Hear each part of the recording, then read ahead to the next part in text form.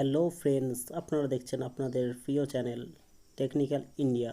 আজ আমরা কথা বলবো একটি নতুন মোবাইলের সম্বন্ধে। ফাইনালি রিয়েলমি অনেক দিন পর মার্কেটে একটি অ্যান্টি লেভেলের মোবাইল নিয়ে এসেছে। সেটি হলো রিয়েলমি C30s।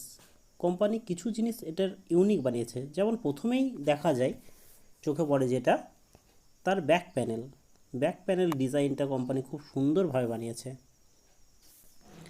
যেটির নাম দিয়েছে ভার্টিক্যাল স্ট্রাইপ ডিজাইন। ফোনটি ডিসপ্লে সম্বন্ধে যদি বলি, ফোনটি 6.5 inch HD LED full screen display এবং ফোনটি খুব স্লিমও বটে, 8.5 আল্ট্রা স্লিম। ফোনটি হাতে নিয়ে বেশ কমফর্টেবল ফিল করা যায়।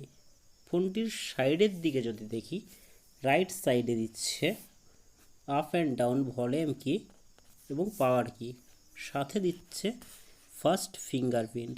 কোম্পানি এত কম দামের মধ্যেও সাইড ফিঙ্গারপ্রিন্ট দিয়েছে, এটা খুব ভালো দিক। আচ্ছা, যদি আমরা লেফট সাইডে দেখি, লেফট সাইডে ডুয়েল সিম এবং মেমোরি ট্রে, একসাথে দুটো সিম এবং মেমোরি কার্ড আমরা ইউজ করতে পারব। ফোনটির নিচের দিকে যদি দেখা যায় audio speaker, USB charging port, microphone, 3.5 inch headphone Jack, সবগুলো বেশ সুন্দর কমিউনিকেশন। কিন্তু ইউএসবি চার্জিং পোর্টটি যদি টাইপ সি হতো আর একটু বেটার হতো। দামের তুলনায় ঠিক আছে। কোম্পানি ফোনটির দাম খুব ইউনিক দাম রেখেছে, 7 থেকে 7,500 মধ্যে। ব্যাংক অফার থাকলে সেক্ষেত্রে আলাদা। ফোনটি প্রসেসরের দিক থেকে যথেষ্ট ভালো, পাওয়ারফুল অক্টাকোর প্রসেসর, 1.6 GHz এবং সাথে 2GB র্যাম এবং 32GB ইন্টারনাল মেমোরি। তবে এটি গেম খেলার জন্য যথেষ্ট সুন্দর হয়ে উঠবে না, নর্মাল গেম খেলা যাবে।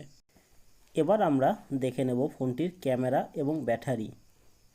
ক্যামেরা 8 মেগাপিক্সেল রিয়ার ক্যামেরা এবং 5 মেগাপিক্সেল ফ্রন্ট ক্যামেরা, যেটি যথেষ্ট ভালো।